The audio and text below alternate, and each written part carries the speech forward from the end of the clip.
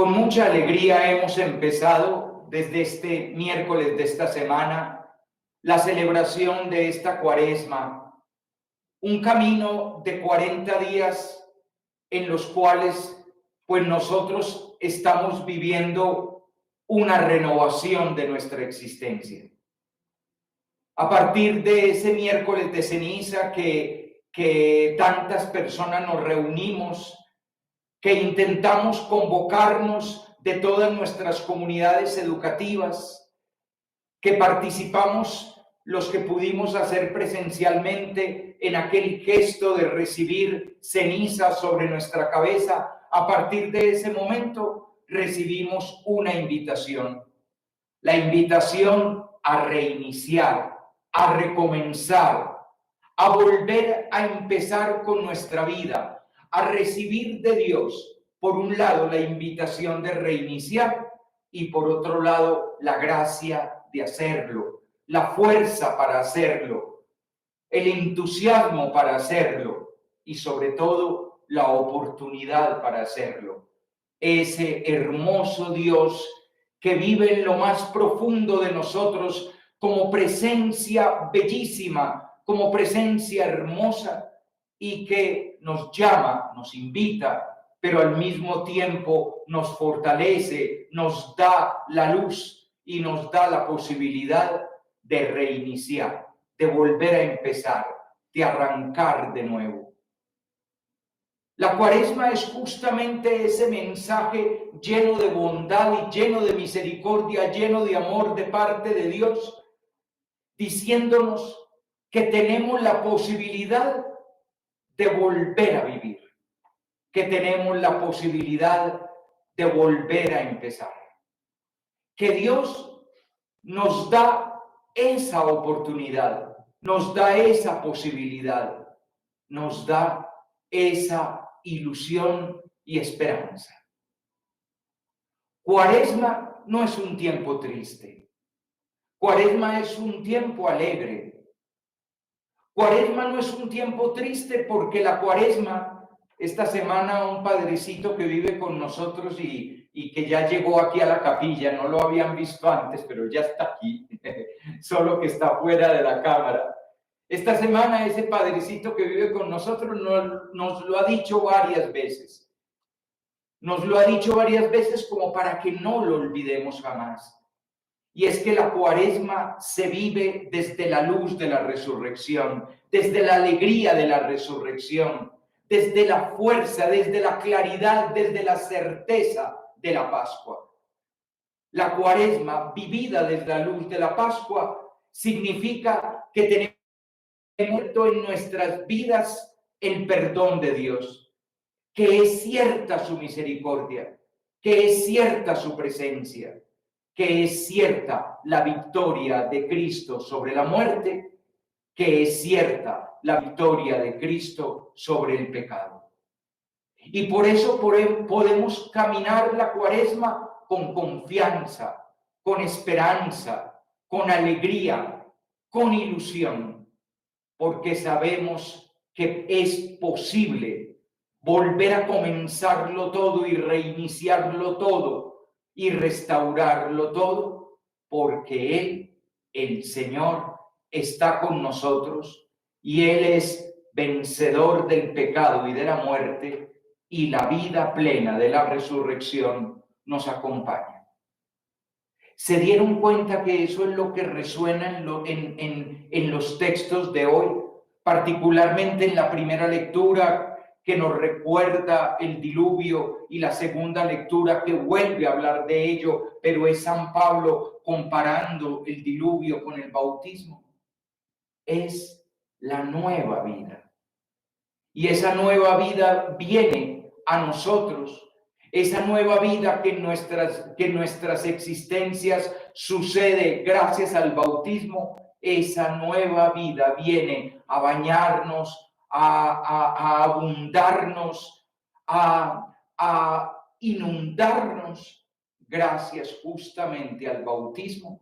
Y el bautismo es la Pascua de Cristo en nosotros, la nueva vida de Cristo en nosotros. el triunfo de Cristo, la victoria de Cristo en nosotros. Así que hemos comenzado a vivir una cuaresma de gozo, de alegría, no una cuaresma de aflicción ni de tristeza, no una cuaresma de depresión o dolor. Aunque la cuaresma supone conversión y aunque la cuaresma supone arrepentimiento y la cuaresma supone toma de conciencia de nuestro pecado, no es un momento para la pena, sino todo lo contrario, es un momento para el gozo y la alegría. Gozo y alegría que vienen de que Dios nos abre justamente la oportunidad del arrepentimiento. Y Dios nos abre la oportunidad de la conversión y el arrepentimiento porque Dios anhela perdonar, anhela vivir misericordia con nosotros, anhela darnos su vida, anhela entregarnos su amor pleno, que todo lo transfigura y que al transfigurarlo todo y transformarlo todo, nos regala la vida que sí es vida, la vida en la que ya no está el pecado, en la que ya no está la muerte, que es su vida, resplandor de alegría, de luz, de esperanza. La cuaresma, hoy les voy a decir 4 cosas muy sencillas. La primera, el tono de los 2 primeros domingos de cuaresma. Lo segundo, un relato existencial. Lo tercero, un relato teológico. Y lo cuarto, un relato escatológico. 4 pequeños detalles para disfrutar este hermoso domingo del tiempo de Cuaresma. Lo primero es que los 2 primeros domingos de Cuaresma, el domingo primero y el domingo segundo, van a las antípodas de la realidad de la humanidad. Es decir, van a los 2 grandes extremos, por decirlo así, los 2 grandes polos del drama precioso, conmovedor de la humanidad. La oscuridad, las tinieblas, lo tenebroso y la luz, el resplandor, el esplendor en la vida de tinieblas y luz. Hoy nos acercamos a ese primer domingo donde aparece la tiniebla, donde aparece lo tenebroso. El primer domingo de Cuaresma siempre contemplaremos la realidad de las tentaciones de Jesús. Este año en el relato de Marcos, el año pasado lo habíamos hecho en el relato del evangelista Mateo y el año entrante, si Dios nos da vida y licencia, lo haremos con el relato del evangelista Lucas. Mateo y Lucas hacen un relato mucho más prolijo, mucho más amplio, con una meditación más compleja sobre 3 tentaciones en particular.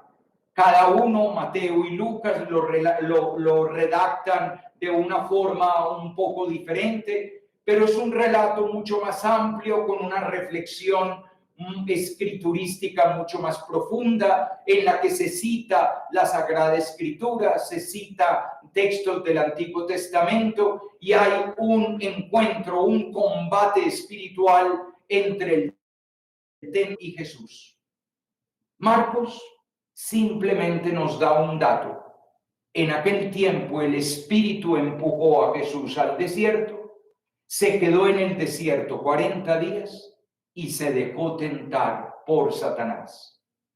Vivía entre fieras o alimañas o animales del campo. Se puede traducir de cualquiera de esas 3 maneras: fieras, alimañas o animales del campo, y los ángeles le servían.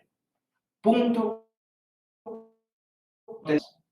Para que el evangelio de hoy no resultara demasiado corto, la iglesia le añade los versículos 14 y 15 del capítulo 1, y en esos versículos 14 y 15, que ya habíamos contemplado en otro momento, se nos narra el comienzo de la actividad apostólica de Jesús.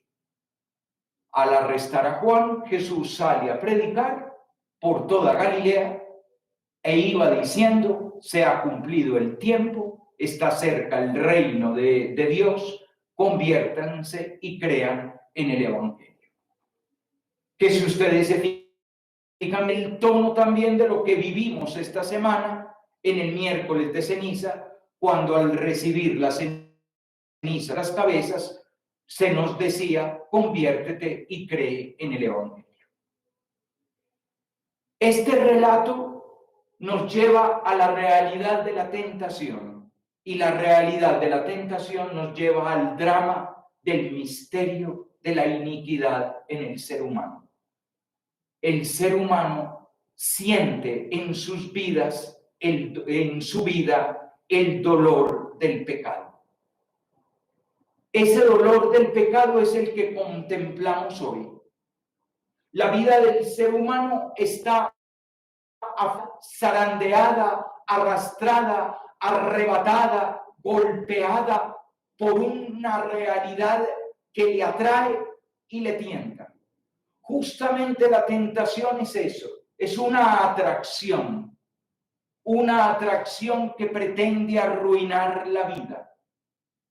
El nombre que pronuncia Marcos, que pone Marcos, es Satanás.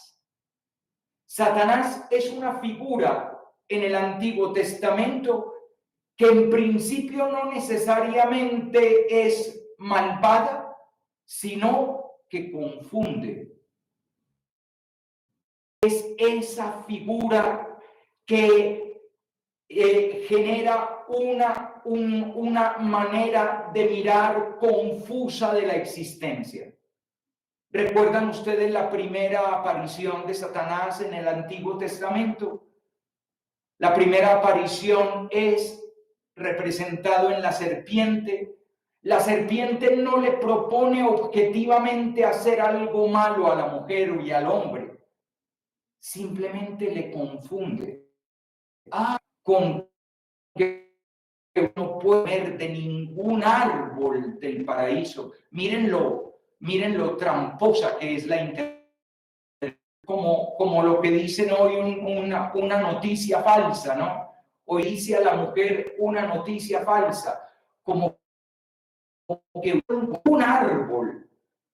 La mujer dice: no, podemos comer de todos, menos de ese. Ah, claro. Es que si comen de ese, serían como Dios, conocedores del bien y del mal. Es impresionante. Es la manera como con unas pocas palabras ambiguas, anfibológicas, retorcidas, que no dicen del todo una mentira, pero evidentemente no dicen una verdad. Con unas pocas palabras se logra confundir, pero al mismo tiempo se logra atraer. El texto del Génesis dirá: y la mujer se dio cuenta en ese momento que el fruto de ese árbol era atractivo, era deseable. Era un árbol más hasta ese momento, un árbol que estaba ahí, al que ni siquiera se le prestaba atención, hasta que Satanás logra despertar el deseo, despertar el gusto, despertar lo atractivo de ese fruto, en las ganas de consumirlo. Satanás es esa figura. Satanás representa esa confusión que existe en el ser humano, con una mentira que viene a engañar al ser humano y le dice: haz esto y verás lo rico que vas a pasar. Haz esto y verás lo que disfrutarás. Haz esto, dice esto, comete esto, piensa esto, y verás cómo gozarás tu vida más plenamente. Es la promesa del pecado. El pecado no viene para decirte al oído que sufrirás mucho, destruirás tu vida, la arruinarás y la echarás a perder. Eso es lo que sucede, pero no es lo que promete. Viene disfrazado de engaño, de una mentira a medias con una verdad a medias que te confunde y despierta el deseo, y despierta el atractivo, y despierta el gusto por algo que después te arruina, pero al principio parece deseable. El plan de Satanás es arruinar, es decir, llevar a la ruina. ¿Llevar a la ruina qué? Lo que es bello. Una belleza arruinada es la destrucción de la hermosura. Una verdad arruinada es la destrucción en la mentira, en la falsedad, en el engaño. Una bondad arruinada es el esplendor de la obra buena llevada a la destrucción en la maldad, en la perdición, en la perversión, en la degeneración, en la corrupción, en marchitar lo hermoso de la humanidad. En aquel tiempo el Espíritu empujó a Jesús al desierto para un combate de 40 días contra Satanás que lo tentaba. Es decir, que quería arruinarle la vida, arruinarle la misión, arruinarle la vocación, arruinarle su humanidad, arruinarle su existencia. Ese es Satanás. Comenzamos siempre la Cuaresma volviendo a tomar conciencia de que el pecado, de que la maldad, de que Satanás quiere arruinar la existencia del hombre, quiere arruinar tu existencia. Y para arruinarla te confunde, te dice verdades a medias y mentiras bien disimuladas, con un engaño atractivo que te hace desear lo que te envenena y anhelar lo que te destruye y creer que gozas cuando sufres y que disfrutas cuando te arruinas a ti mismo y te haces daño a ti mismo. Es la trampa del pecado. Y esa trampa del pecado llega ahí, al oído, como una invitación perversa, disfrazada de invitación gozosa. Y por eso es que es necesario un combate. La Cuaresma, 40 días, hace referencia a varios 40 que hay en la Sagrada Escritura. El número 40 es un número bastante simbólico. Hace referencia a una generación, es decir, a toda una generación de un pueblo. Hace referencia a un largo tiempo, hace referencia a una larga vida, hace referencia a toda la existencia, dependiendo del contexto. Pero piénsenlo bien, 40 hace referencia a los 40 días y 40 noches del diluvio. Es decir, de ese momento que narra la Sagrada Escritura, en el cual Dios se habría arrepentido de haber creado porque había maldad. Y entonces quiere hacer un reinicio, un reseteo completo de la creación. Y para ese reinicio y ese reseteo completo de la creación viene el diluvio. Pero Dios salva lo bello de la humanidad y lo bello de la creación en un arca. Esa arca son como las manitos de Dios protegiendo la verdad, protegiendo la belleza y protegiendo la bondad de la creación. Y hoy, justamente en el texto que contemplábamos, se nos narra que el arco iris es el pacto que Dios hace con la humanidad de que no va a volver a hacer eso, de que no va a volver a destruirlo todo y que nos va a seguir dando la oportunidad de vivir el bien. 40 también hace referencia a los 40 años que caminó el pueblo de Israel por el desierto entre la esclavitud y la tierra prometida.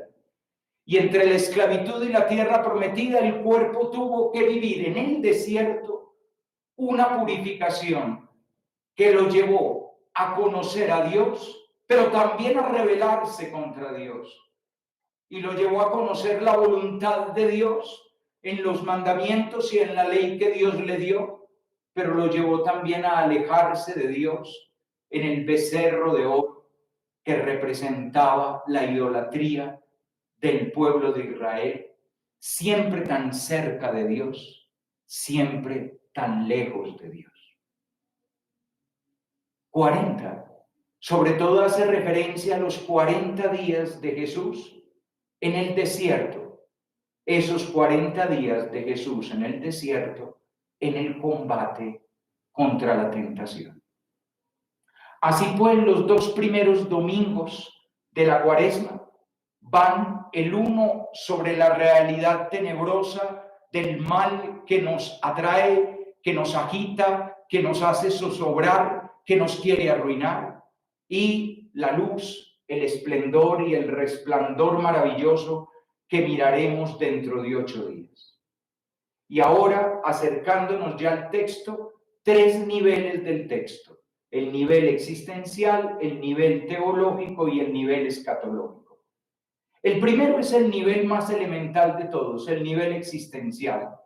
Y es que Marcos te narra que Jesús vive su vida empujado por el Espíritu, arrastrado por el Espíritu, movido por el Espíritu. La vida de Jesús no la mueven ni sus apetencias, ni sus gustos, ni sus pasiones, sino el Espíritu de Dios que habita en él. Si ustedes se devuelven un poquitito, verán que lo que ha narrado Marcos inmediatamente antes de esto es el bautismo de Jesús. Y en el bautismo de Jesús, el Espíritu ha descendido del cielo y se ha posado en Jesús. Jesús está habitado plenamente por el Espíritu, es el Señor del Espíritu, es el tabernáculo del Espíritu, es el templo y santuario del Espíritu. Jesús lleno de Espíritu. Y el Espíritu lo lleva al desierto, lo arrastra al desierto, lo empuja al desierto para vivir un combate espiritual. El desierto, en la tradición hebrea, no necesariamente es nuestro desierto. Para nosotros, el desierto es un lugar inhóspito, sin agua, terrible, caluroso, agobiante. Pero en la tradición hebrea, el desierto es el lugar donde el hombre se encuentra con Dios. Porque recuerden que en el desierto fue donde el pueblo de Israel conoció a Dios y fue el lugar donde Dios se enamoró de su pueblo. Por lo tanto, el desierto en la tradición bíblica es un lugar no de ausencia, sino de presencia. Es el lugar del encuentro espiritual. Por eso todavía hoy en día en las tradiciones de las comunidades religiosas decimos que vamos a tener un día de desierto. Y cuando decimos que vamos a tener un día de desierto es que vamos a tener un día de oración, de contemplación, de mirar el Evangelio, de escuchar la palabra de Dios, de vernos con Dios, de tener intimidad con Dios. Pues muy bien, el Espíritu lleva a Jesús a ese lugar que es el lugar en el cual se encuentra con el Padre, se encuentra con Dios, para tener con la fortaleza de Dios el combate espiritual, para ser tentado por Satanás y vencer a Satanás, evidentemente. Ese es el primer nivel del relato, es el nivel existencial. Nos narra la ida de Jesús 40 días. En el Evangelio de Marcos son 40 días completos, la ida de Jesús 40 días para estar en presencia de Dios. Él es el Señor del Espíritu, estar en presencia de Dios y vencer la tentación de Satanás. Pero el texto tiene un segundo nivel, y ese segundo nivel es el nivel teológico. En aquel tiempo el Espíritu empujó a Jesús al desierto, donde estuvo 40 días siendo tentado por Satanás, viviendo entre alimañas, fieras, bestias del campo, y los ángeles le servían. ¿Qué acabo de relatar? No acabo de relatar 40 días, acabo de relatar la vida completa de Jesús. Ahí tienen ustedes la síntesis de la existencia de Jesús. ¿Cuál es la existencia de Jesús? Jesús es el Señor del Espíritu, la humanidad divina llena de Espíritu Santo. Esa humanidad divina llena de Espíritu Santo, toda su vida se representa en ese número simbólico de 40 días, pero es toda la vida. Toda su vida es una vida en la que el Señor del Espíritu tiene que combatir la tentación de Satanás. Y esa tentación de Satanás está representada en las fieras, las alimañas, las bestias del campo con las que tiene que convivir. Miren las tentaciones que había en la vida de Jesús.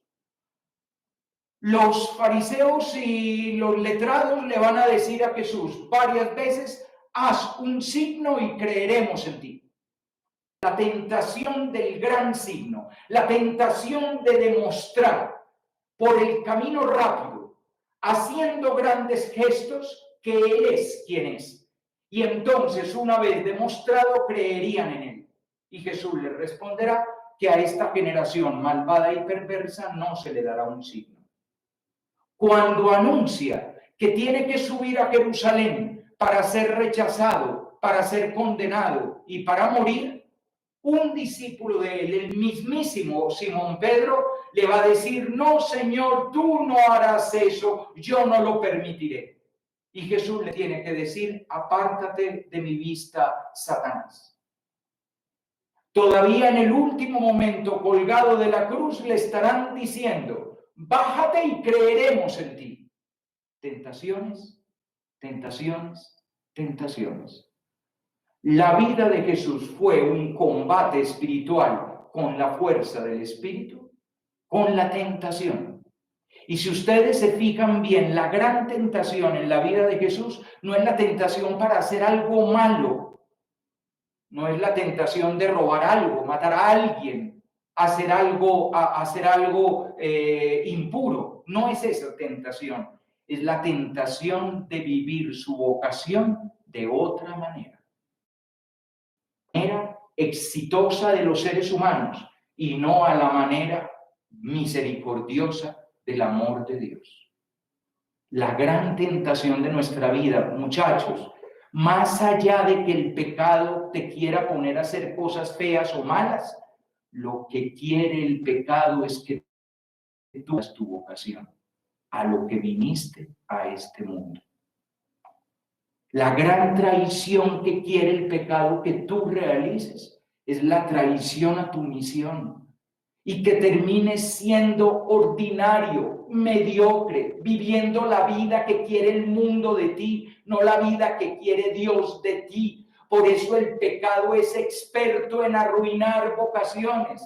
Arruina la vocación al matrimonio de la gente y destruye matrimonios. Arruina la vocación a la paternidad y la maternidad. Y por eso la gente es mal padre o mala madre, o ni siquiera quieren ser padre o madre, o matan un niño en el vientre porque abominan de la paternidad y de la maternidad. Y la paternidad y la maternidad no se ven deseables. Y la gente cree, ¿cuántos jóvenes creen que la vida es para estudiar una carrera que dé dinero? No para cumplir una misión que le haga bien a la gente, que le haga bien a los demás, que transforme este mundo triste y cruel en un mundo mejor. La gran tentación de la vida es no dejarte ser tú lo que tienes que ser. Y ese es el gran proyecto de Satanás: arruinar tu vocación. Toda la vida de Jesús fue un combate contra la tentación y vencer la tentación para ser el Mesías de Dios y no el Mesías que esperaban los hombres. Y último, este texto tiene una dimensión escatológica bellísima. Y esa dimensión escatológica es que se nos revela el hombre que tiene que ser en Jesucristo, el hombre verdadero. Y ese hombre que tiene que ser es el hombre que vive en la creación entre fieras, alimañas, bestias del campo, y los ángeles le sirven.